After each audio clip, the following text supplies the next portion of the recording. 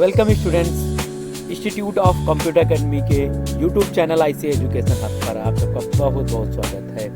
आज की क्लास हम लोग मोस्ट इम्पॉर्टेंट क्लास लेकर आए हैं, जिसमें हम आपसे बात करेंगे वो सारे क्वेश्चंस के बारे में जो लगभग हर बार पेपर में उससे कुछ ना कुछ पूछा जाता है। आज की क्लास से आपको कुछ ना कुछ क्वेश्चंस एग्जाम में जरूर देखने को इस तरीके से मिलेंगे। क्लास को कंटिन्यू पूरी जरूर कंप्लीट करेंगे। क्लास में आप लोग जो भी आंसर्स देना है क्वेश्चन का, जब तक आपको दिखाई देते उसके साथ में ही आंसर लिख देना है और क्लास को कंटिन्यू पूरी जरूर कंप्लीट करना है, जिससे कि पूरा बेनिफिट मिल सके। आइए बिना देरी किए आज की क्लास स्टार्ट करते हैं। Question number 1।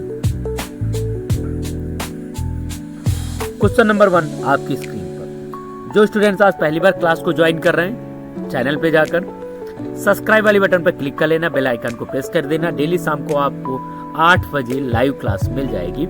यहाँ से आपको क्या करना है, केवल ट्रिपल में न पास होकर एक अच्छे नंबरों से ग्रेड भी हासिल कर सकते हैं। इसलिए इस क्लास को कंटिन्यू जरूर लाइव क्लास में देखना है। अब यहाँ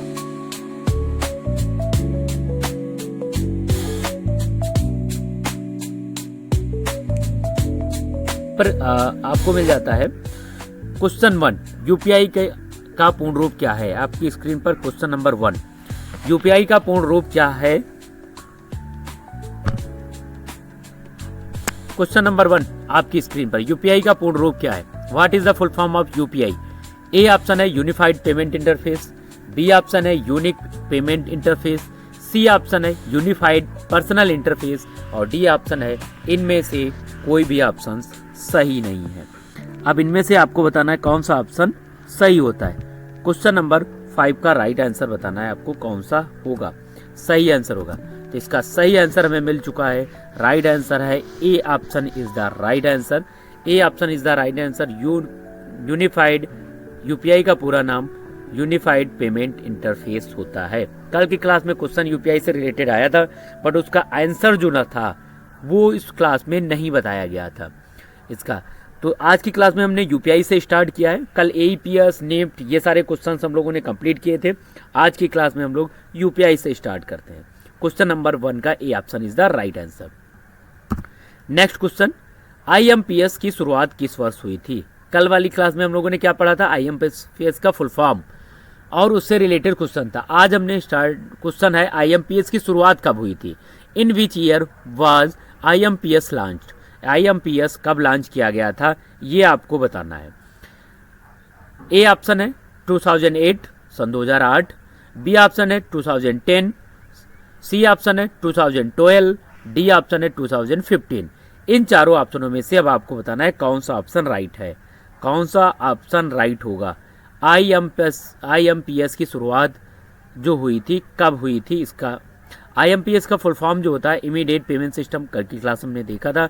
आज इसकी शुरुआत कब हुई है, कमेंट में आपके सभी का आंसर आने चाहिए।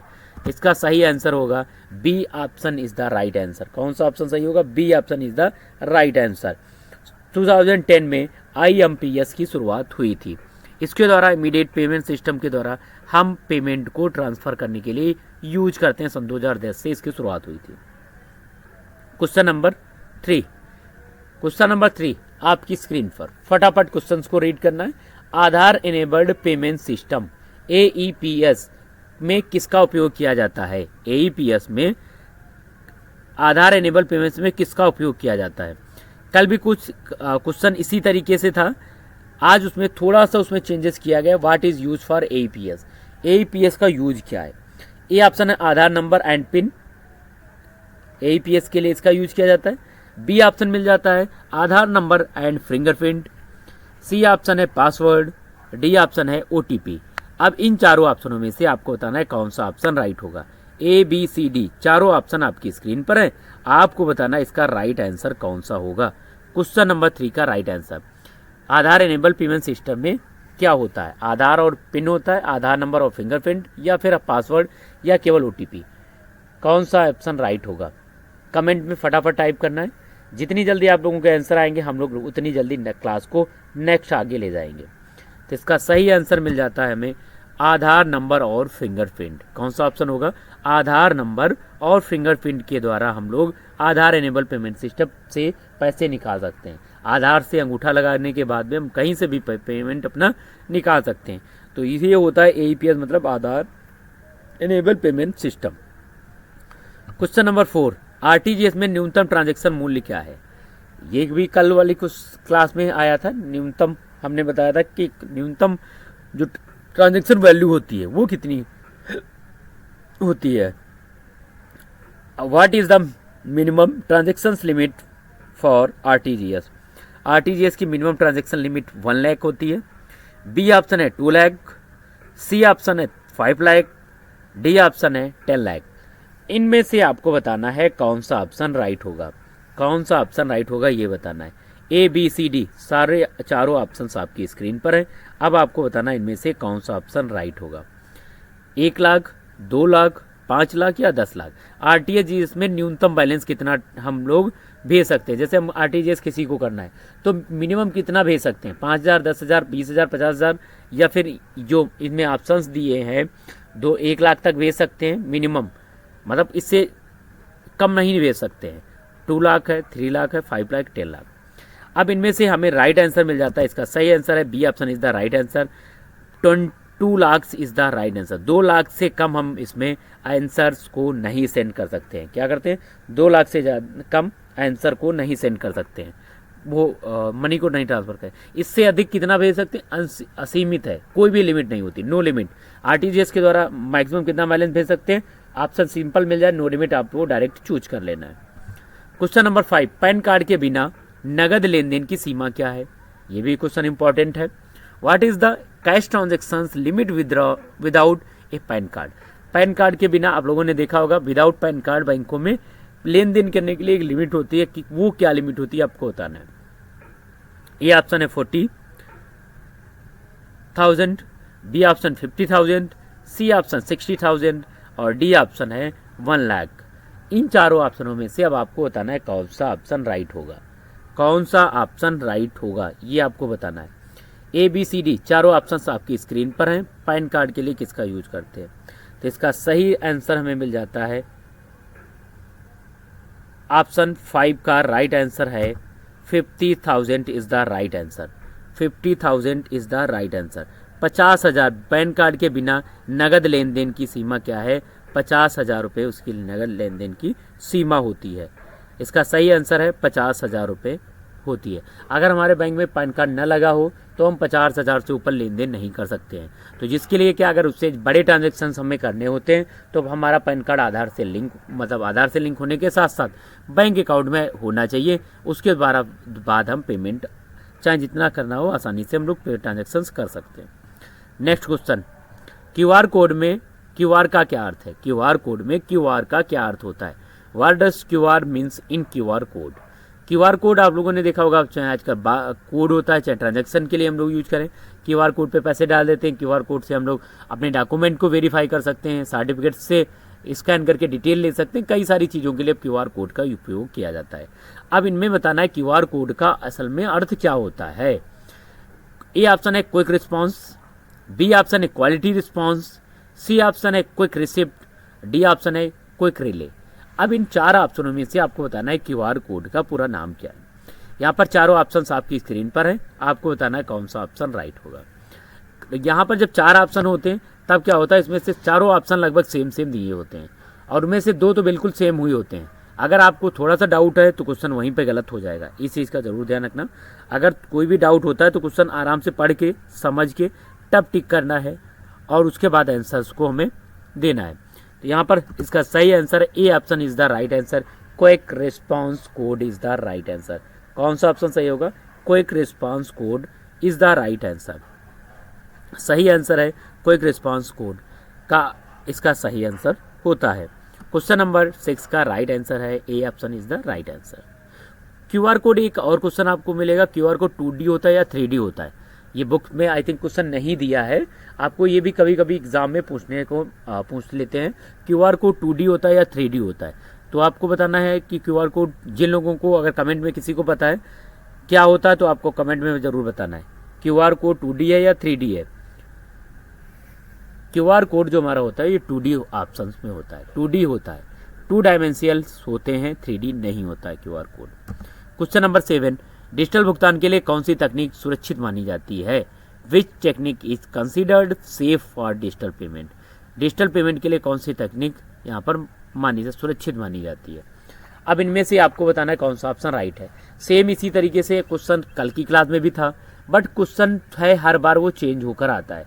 हम बताने की कोशिश भी यही कर रहे हैं कि क्वेश्चन हमारा जो है थोड़ा बहुत अगर चेंज होता है, बट हमें उसको पढ़ के समझ के खुद से करना है और अपने लॉजिक को लगाने के बाद में करना है, तब हम इसका सारे क्वेश्चंस को करेंगे। तो इसका डिजिटल भुगतान के लिए which technique to consider safe digital payment के लिए 2 फैक्टर होना चाहिए authentication. B option public wifi का यूज करें, सी ऑप्शन है OTP शेयरिंग का यूज करें, डी ऑप्शन पिन शेयरिंग का यूज करना चाहिए। तो जिन लोगों ने कल की क्लास में ज्वाइन किया था आपको पता होगा इसका राइट आंसर क्या होगा। इसका सही आंसर है A option is the right answer, 2 factor authentication is the right answer. Question number 7 का राइट आंसर है 2 factor authentication is the right answer. Question number 7 का ए ऑप्शन हमें राइट मिल चुका है। Next question, question number 8, bitcoin क्या है?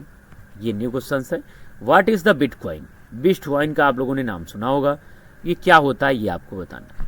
A option है digital मुद्रा है, बी ऑप्शन है बैंक अकाउंट है, सी ऑप्शन है गवर्नमेंट स्कीम है, डी ऑप्शन है पेमेंट ऐप है।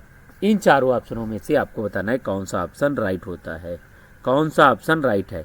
कमेंट सेक्शन में इसको बताना है आपको, ए, बी, सी या फिर यहाँ पर आपको मिल जाता है डी, कौन सा ऑप्शन राइट होता है। क्वेश्चन नंबर 8 था बिटकॉइन का क्या है? तो बिटकॉइन हमारा जो था, बिटकॉइन एक डिजिटल करेंसी होती है। कौन सा होता है? इसका ए ऑप्शन राइट होगा, डिजिटल करेंसी। बिटकॉइन क्या होता है? बिटकॉइन एक प्रकार की डिजिटल करेंसी होती है। क्वेश्चन नंबर हमारा 8 का राइट आंसर आपको ध्यान रखना है, इसका सही आंसर होगा डिजिटल मुद्रा। बिटकॉइन जो होती है एक डिजिटल मुद्रा के रूप में होती है जिसका हम लोग यूज करते हैं। क्वेश्चन नंबर यहाँ पर 8 के बाद यहाँ पर 9 है, स्विफ्ट कोड का उपयोग किस लिए किया जाता है? स्विफ्ट कोड का उपयोग किस लिए किया जाता है? What is the use of Swift? A option है लोकल पेमेंट के लिए, बी ऑप्शन है यहाँ पर इंटरनेशनल मनी ट्रांसफर के लिए, सी ऑप्शन है ऑनलाइन शॉपिंग के लिए, डी ऑप्शन है बैलेंस चेक करने के लिए। अब इन चारों ऑप्शनों का यूज करके आपको बताना है कि हम लोग स्विफ्ट का उपयोग करके स्विफ्ट कोड का उपयोग करके किस लिए इसका उपयोग करते हैं, यूज क्या है। ए, बी, सी, डी चारों ऑप्शन आपकी स्क्रीन पर है, आपको बताना है इसका यूज किस लिए किया जाएगा, कौन सा ऑप्शन सही होगा। स्विफ्ट कोड का उपयोग किस लिए किया जाता है? तो इसका सही आंसर मिल जाता है B option is the right answer. कौन सा ऑप्शन सही है? B option is the right answer. अंतरराष्ट्रीय धन स्थानांतरण करने के लिए स्विफ्ट कोड का उपयोग किया जाता है। B option is the right answer. Question number 9 का B option is the right answer. Question number 9 का B option is the right answer. Next question,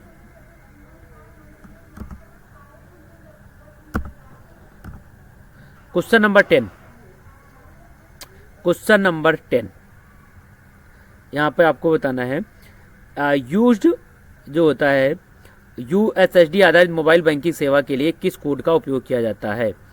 इसके लिए किसका यूज करते हैं? यूज्ड आधारित मोबाइल बैंकिंग के लिए किसका उपयोग किया जाता है?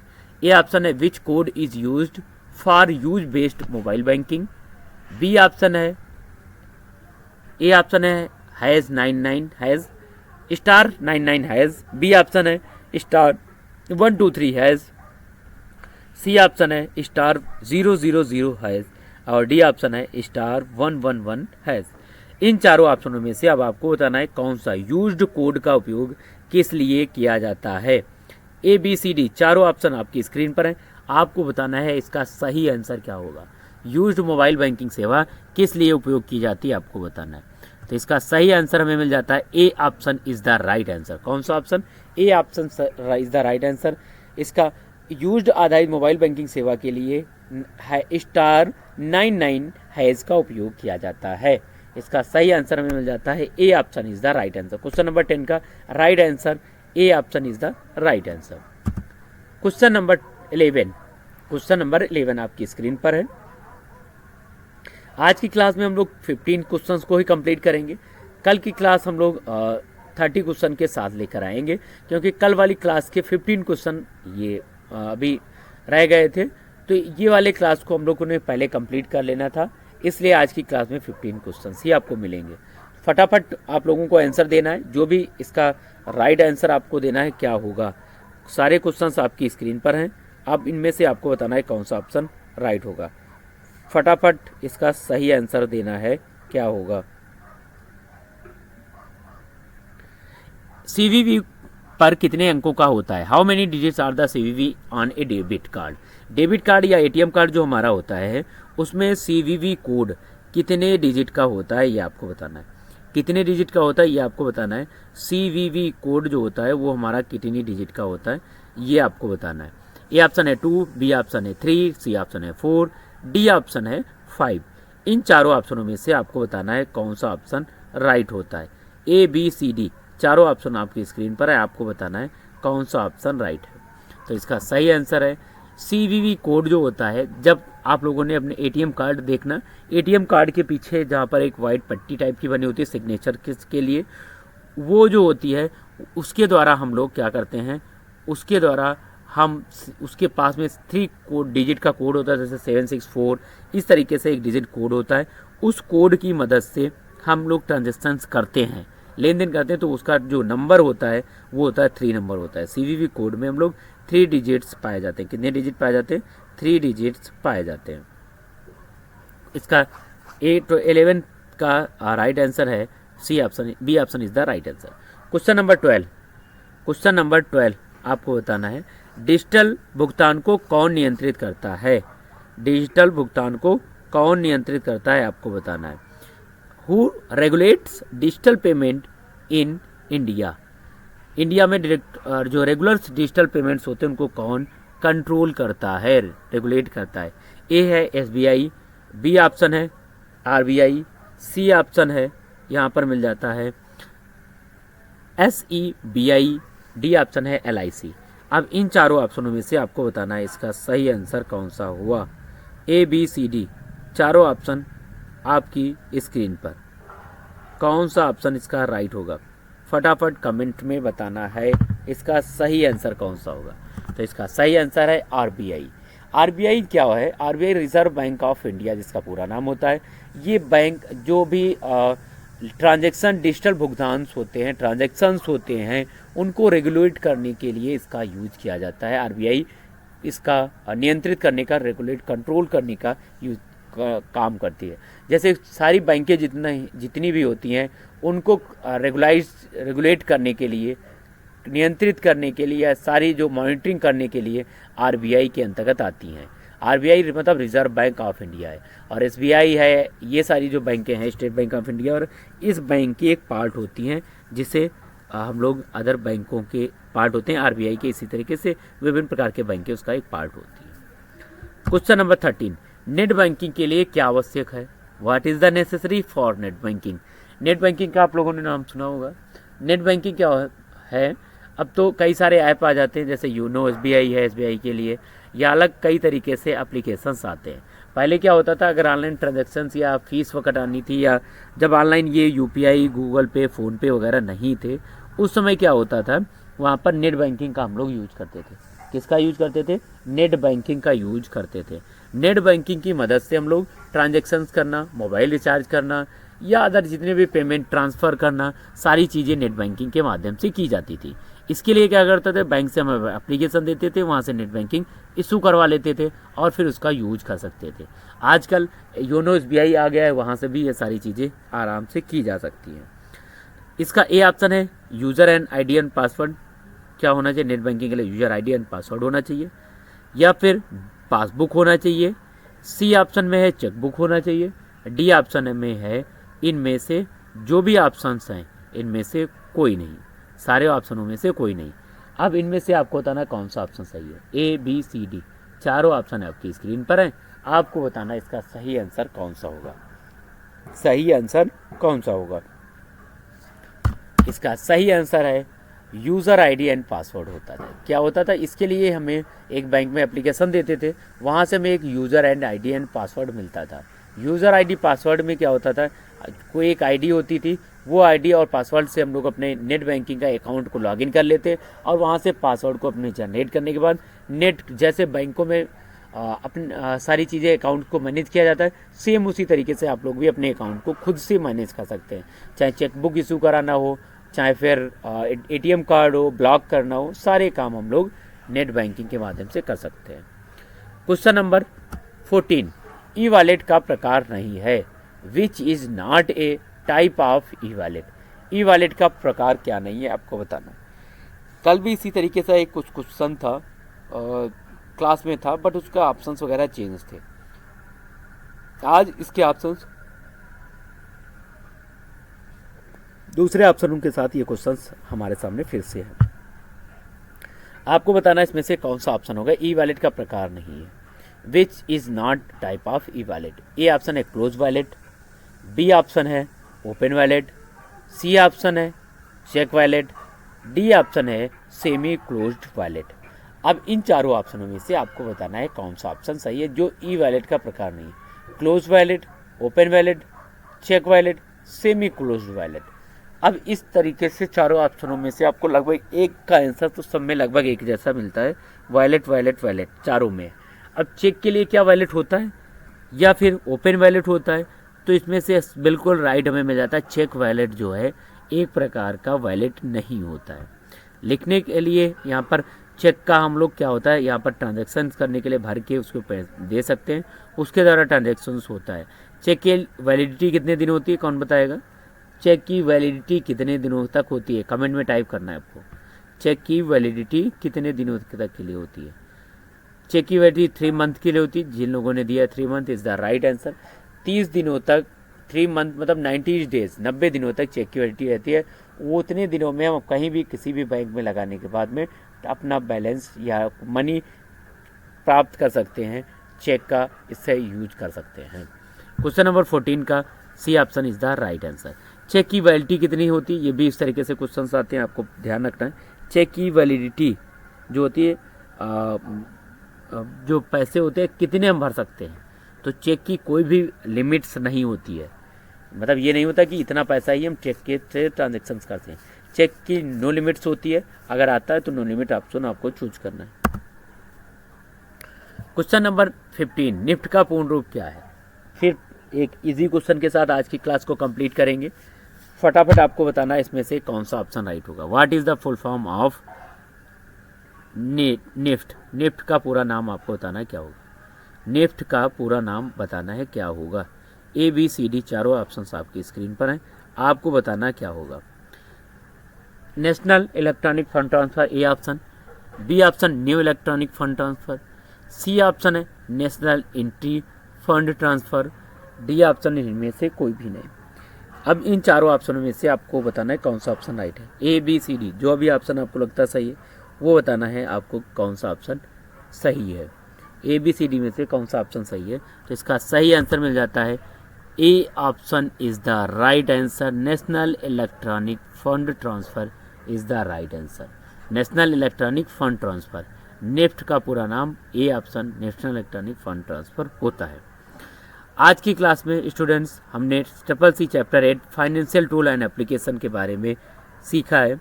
अगर आपको वीडियो पसंद आता है तो लाइक करें, शेयर करें, चैनल को सब्सक्राइब करना न भूलें। अगर कोई भी सवाल है तो कमेंट सेक्शन में ज़रूर पूछें। और CCC ADCA O लेवल की तैयारी के लिए आपको ज्वाइन करें इंस्टीट्यूट ऑफ कंप्यूटर एकेडमी।